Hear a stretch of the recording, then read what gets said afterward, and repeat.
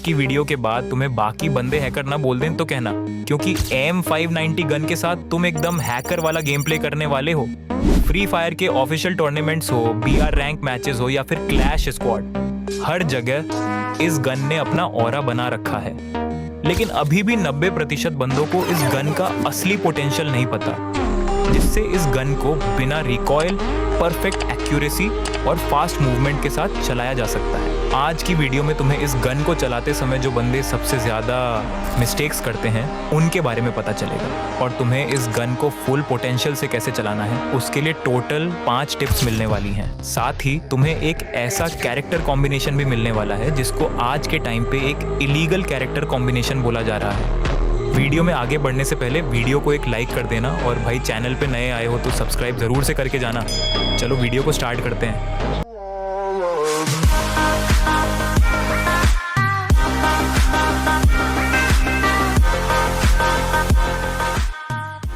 सबसे पहले बात करते हैं कि कौन कौन सी मिस्टेक्स होती हैं जो मोस्टली प्लेयर्स M590 को चलाते समय करते हैं। सबसे बड़ी मिस्टेक है डिपेंड ऑन एम असिस्ट। तुम्हें समझना होगा कि इस गन का रिकॉइल रेट बाकी गन्स से ज़्यादा है, इसलिए अंदाजे से चलोगे तो एम कनेक्ट नहीं होगा। पहले एनिमी की लोकेशन सही से देखो फिर फायर करो। मिस्टेक नंबर 2 की बात कर लेते हैं, जो है ओनली ट्राई फॉर हेडशॉट्स। ऐसा नहीं है कि M590 से हेडशॉट्स नहीं लगते, बिल्कुल लगते हैं, लेकिन जैसा मैंने अभी बताया कि रिकॉइल ज़्यादा होने की वजह से इस गन का एम एक बार फायर करते ही बड़ा हो जाता है। इसीलिए इस गन से बाकी शॉटगन्स के कंपेयर में थोड़े कम हेडशॉट्स लगते हैं। ये चीज़ तो तुम लोगों ने खुद भी देखी होगी कि बाकी शॉटगन से तो एक नंबर हेडशॉट्स लगते हैं, लेकिन इस गन से इतने ज़्यादा नहीं लगते। और वैसे भी इस गन का तो बॉडी डैमेज भी बहुत ज़्यादा है, काफ़ी बार तो सिर्फ 2 बार में ही एनिमी डाउन हो जाता है। अच्छा, ये सब तो ठीक है, पर मुझे कमेंट में ये ज़रूर बताना गाइस कि तुम्हारी सबसे फेवरेट शॉटगन कौन सी है, और याद से अपना हेडशॉट रेट लिखना मत भूलना। हम भी तो देखेंगे कि आखिर किसका हेडशॉट रेट सबसे ज़्यादा है। ये सब तो थी कुछ मिस्टेक्स, लेकिन अब सवाल आता है कि M590 को चलाने के लिए सबसे बेस्ट टिप्स कौन सी होंगी। तो उसके लिए अब तक की सबसे बेस्ट टॉप 5 टिप्स, जिसके बाद तो भाई तुम M590 के किंग बनने वाले हो। समझ रहे हो? तो एक भी टिप मिस मत करना।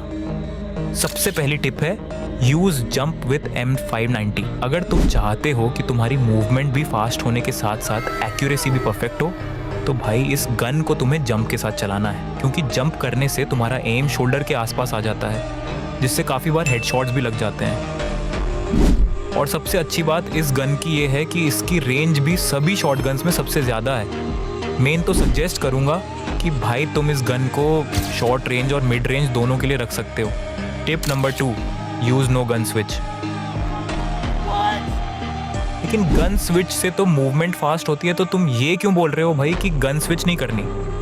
बिल्कुल सही बात है कि गन स्विच से मूवमेंट फास्ट होती है, लेकिन मैं ये बोल रहा हूँ कि इस गन की एक ख़ास बात ये भी है कि इसे चलाने के बाद तुम अगर गन स्विच कर देते हो तो कुछ एक्स्ट्रा डैमेज नहीं मिलता, लेकिन अगर तुम फायर करने के बाद गन स्विच नहीं करते हो तो इस गन से तुम्हें कुछ एक्स्ट्रा डैमेज मिलता है, जो कभी कभी बहुत काम आता है।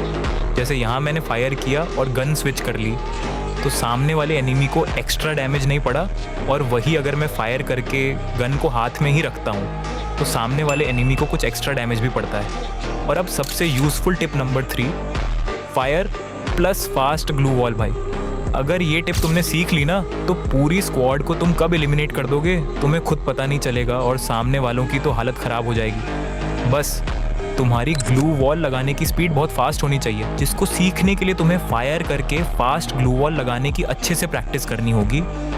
ये चीज़ तुम ट्रेनिंग ग्राउंड में अच्छे से कर पाओगे। और अब सबसे ज़्यादा यूज़ होने वाली tip number 4, fire plus change position. ये तो सबसे बेस्ट ट्रिक है, जिसमें तुम एक बार फायर करो और अपनी पोजीशन जल्दी से चेंज करके दूसरी जगह से बंदे को नॉक कर दो, उसको पता तक नहीं चलेगा कि उसको कहाँ से पड़ी। ये ट्रिक बाकी गन्स में भी बड़े कमाल की है, जैसे कि यहाँ पे मैंने शॉर्ट गन से फायर करा और अपनी पोजीशन चेंज करने से इस बंदे को डाउन कर दिया। और अब लास्ट टिप है हमेशा एम स्टक। अरे भाई एम स्टक से तो हेडशॉट्स नहीं लगते, तो तुम ये क्यों बता रहे हो। तो भाई मैं ये इसलिए बता रहा हूँ क्योंकि अगर तुम एम स्टक नहीं करोगे तुम्हारा एम हवा में चला जाएगा फिर, समझे।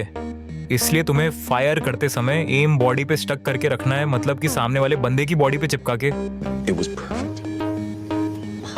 हर एक गन को चलाने के लिए सेंसिटिविटी भी अलग होती है, और इस गन की परफेक्ट चाहिए तो भाई तुम्हें कुछ नहीं करना, बस अपना डिवाइस का नाम कमेंट में लिख देना और सेंसी तुम्हें तुरंत मिल जाएगी। और अब बात कर लेते हैं कैरेक्टर कॉम्बिनेशन की, जिसके बिना ये सारी ट्रिक्स थोड़ी फीकी पड़ जाती है। पहले नंबर पे तुम्हें रखना है निकिटा कैरेक्टर को, जो किसी भी गन की रीलोड स्पीड काफ़ी हद तक बढ़ा देती है। और अगर रीलोड स्पीड बढ़ जाएगी तो ये गन तो एकदम बवाल चलने लगेगी। ये बड़े काम आती है स्पेशली क्लोज रेंज फाइट्स में, वरना कभी क्लोज रेंज में कभी तुम रीलोड करते रह जाओ, सामने वाला बंदा तुम्हें नॉक करके चला जाए। दूसरे नंबर पे जो कैरेक्टर तुम्हें रखना है उसका नाम है कैरोलाइन, जो तुम्हारी इस गन के साथ मूवमेंट स्पीड भी बहुत तेज़ कर देती है, क्योंकि इस गन को चलाने के लिए तुम्हारी मूवमेंट स्पीड बहुत फास्ट होनी चाहिए। अब इसके बाद तुम्हें रखना है जाय कैरेक्टर को, जो किसी भी बंदे को नॉक करके किसी भी गन को ऑटो रीलोड कर देता है। और एक ऐसे ही ट्रिक मैंने एक शॉर्ट वीडियो में भी बताई है, देखना ज़रूर। और अब बात कर लेते हैं मेन कैरेक्टर की, जिसमें तुम्हें रखना है टत्सुया को, जिसकी एबिलिटी के बारे में तो सबको पता ही होगा कि ये फ्लैश की तरह बन जाता है। और या फिर तुम यूज़ कर सकते हो ऑस्कर कैरेक्टर को भी, जो अपनी एबिलिटी के साथ सामने वाले बंदे को डैमेज भी देता है। तो इन दोनों में से कोई सा भी कैरेक्टर तुम लोग यूज़ कर सकते हो। इन सभी टिप्स का और इस कैरेक्टर कॉम्बिनेशन का सही से यूज़ करोगे तो तुम खुद देखोगे कि तुम्हारा गेम प्ले पहले से बहुत ज़बरदस्त होने लग जाएगा।